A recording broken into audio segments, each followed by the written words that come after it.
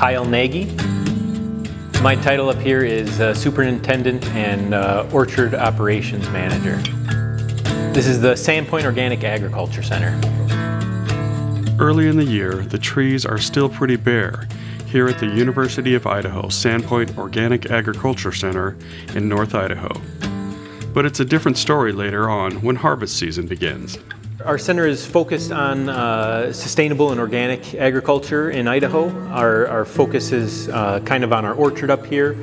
We have a certified organic orchard that specializes in heritage and heirloom varieties of apples. So we have about 70 different varieties of apples that we're growing out there right now, along with a handful of pears, plums, cherries, and then we also have about 1,000 feet of raspberry rows.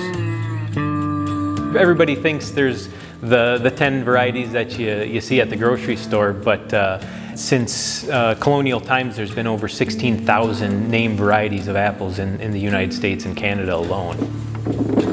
The orchard was established back in around 2008 by Dennis Pence, who was the founder and CEO of Coldwater Creek, which was based here in Sandpoint.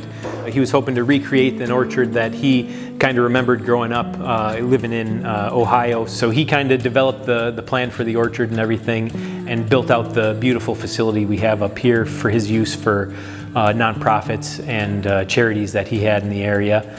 And then the university acquired the property in 2018. I've been on site here since 2011, managing the orchard. So I tell everyone I'm like the old mule. They just sold me with the farm. So I came with the property. Mostly what we're learning is about which of these old varieties have some disease resistance, which are more susceptible to pests and that kind of thing. And a lot of it is which grow well in our climate. In North Idaho, we have these long, late winters. We got hit by a frost last year, so that really set us back. But even that presents some learning opportunities for us. We find out which varieties are a little hardier through those late frosts, which ones are flowering early enough and which ones are flowering a little later so that they're missing most of those frosts. So we're figuring out some new stuff even in the years that aren't going well.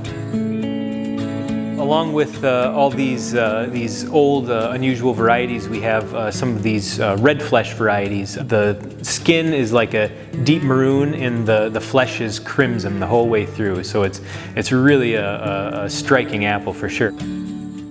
We do have a lot of good fresh eating apples out here, but a lot of these older heirloom varieties are either cider specific or they're culinary apples. So we have some cider apples that you wouldn't want to take a bite out of. They're so astringent, they'll suck all the moisture out of your mouth, but they really add some complexity to a good cider.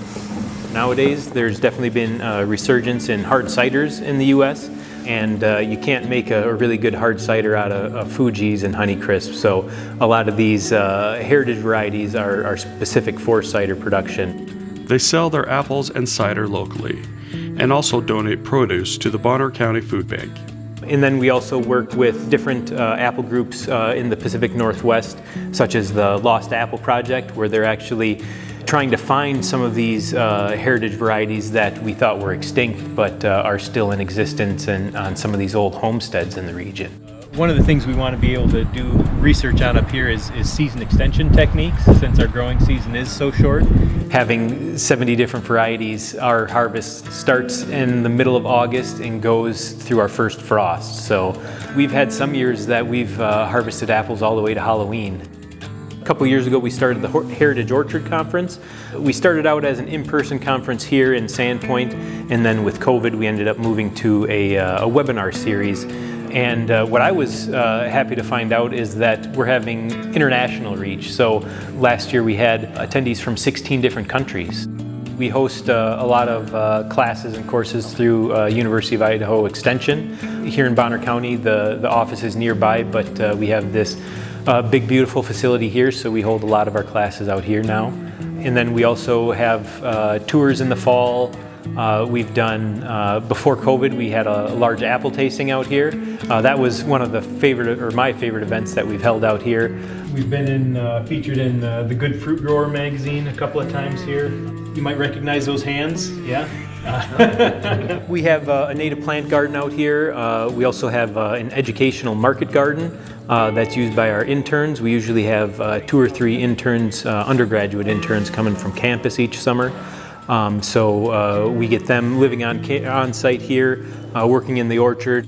They've also started integrating livestock like chickens for manure use and pest control, and sheep to steady rotational grazing to control plants that are toxic to horses and cattle.